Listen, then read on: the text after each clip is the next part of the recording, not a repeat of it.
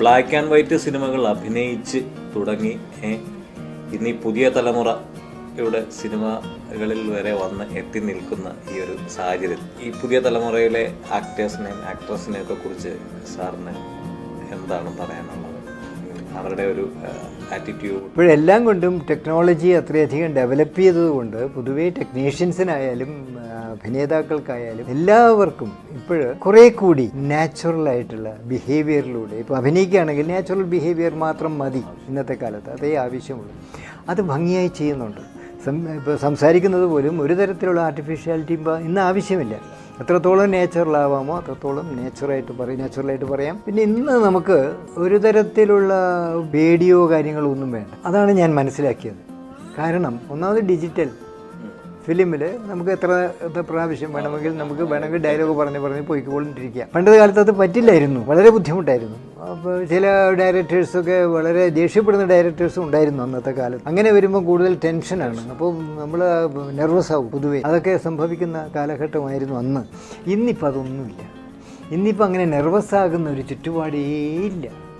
മാത്രമല്ല ഇന്ന് ലൈറ്റിൻ്റെ കാര്യം എടുത്താലും ഇന്ന് വളരെ വളരെ വളരെ ലൈറ്റായിട്ടുള്ള ലൈറ്റ്സേ ഉപയോഗിക്കുന്നു. നമ്മൾ ലൈറ്റ്സ് ഉണ്ടെന്ന് പോലും അറിയുന്നില്ല. കാരണം അത്രയധികം ഫാസ്റ്റ് ഫിലിംസാണ് ഇപ്പോൾ നമ്മൾ ഉപയോഗിക്കുന്നത്, അല്ലേ?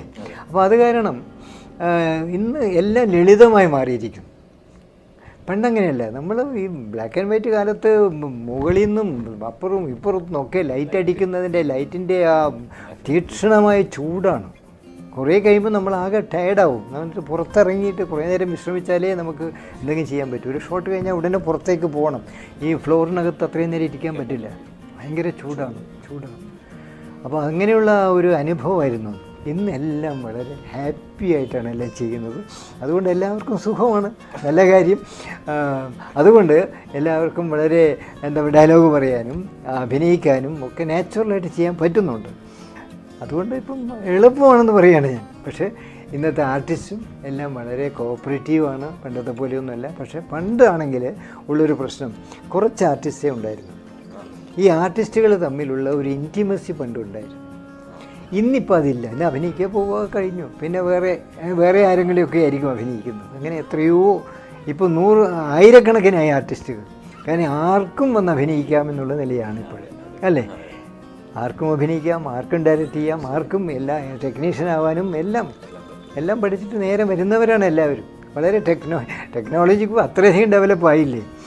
അപ്പോൾ അങ്ങനെ ആയതുകൊണ്ട് ഇന്നത്തെ കാലഘട്ടത്തിൽ ഇറങ്ങുന്ന സിനിമകളൊക്കെ വളരെ ഹൈ ക്വാളിറ്റിയുള്ള സിനിമകളാണ് പണ്ടത്തെ അപേക്ഷിച്ച്.